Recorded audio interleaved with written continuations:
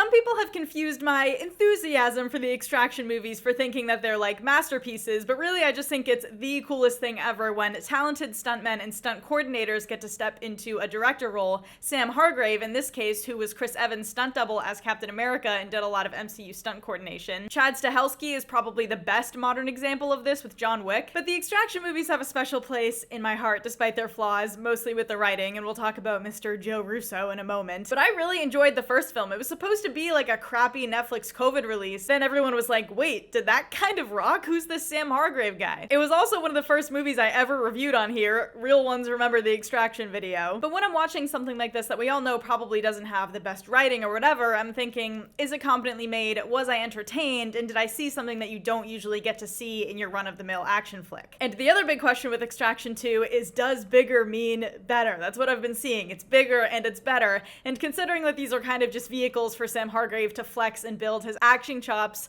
that's definitely partially true. We were all, of course, curious about this 21-minute long fake one take that they were advertising. It took them 6 weeks to film, apparently. They used 300 to 400 extras.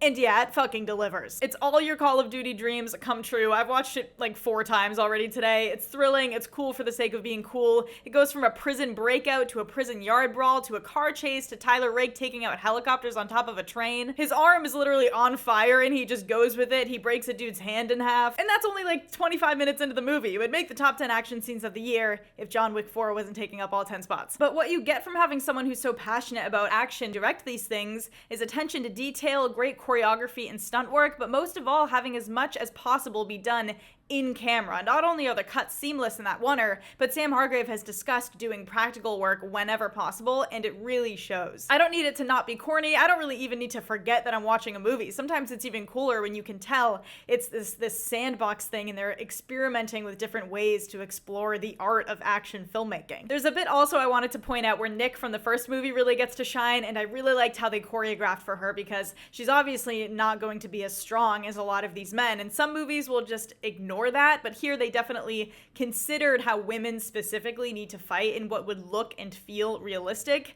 And she was badass, and she was great. I also just love Chris Hemsworth, and I love him in this role, even though he talks like the least out of anyone in the movie. He brings an earnestness to it regardless, and especially after the first film, I like Tyler Rake a lot. And now the question is where he stands in the ranks of John Wick, Jason Bourne, Ethan Hunt, James Bond. I know my answer. Tyler Rake as a name is a lot. In terms of the action, though, I will say that I thought the middle stretch was the weakest part because it goes a while without any of these like really specific and unique set pieces. There's a lot of kind of like shootouts in parking lots. It honestly felt a little bit Christopher Nolan at times. Maybe you're more into that kind of thing, but I personally find the faraway shootouts a little more boring and less involving. But when it's all said and done, they know we come here for the action, and they absolutely succeeded in bringing something grander and more sophisticated. So it definitely improves on the first one in some ways, but I think the writing is worse, so it's a trade-off. I would really encourage Joe Russo to stick to producing and maybe take up golf. Credit where it's due, I do love the first film, and I thought that story was very heartwarming. I think it actually made me cry the first time I watched it, and I think it also worked better there because it was a very uncomplicated, like, found father-son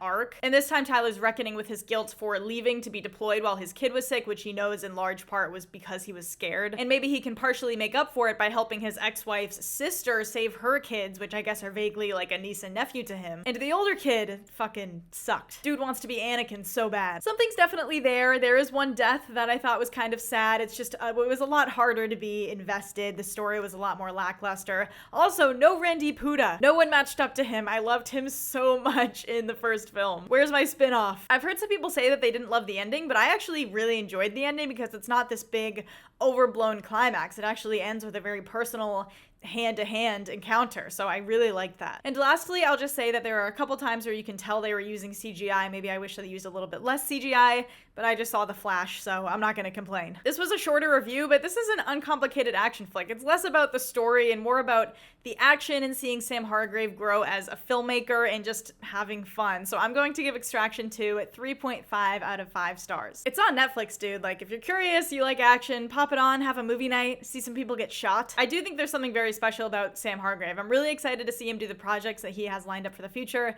spread his wings a little bit. Extraction 3 is in the works. They tease some mysterious bad guy. I think it's supposed to come out in the next year or two. If we're lucky, they'll get like a co-writer for Joe Russo. We'll see, I guess, but let me know your thoughts on Extraction 2, guys. Are you a Tyler Rake stan? Are you still not on board? Don't forget to like and subscribe and keep an eye out for more videos soon. Thanks for watching.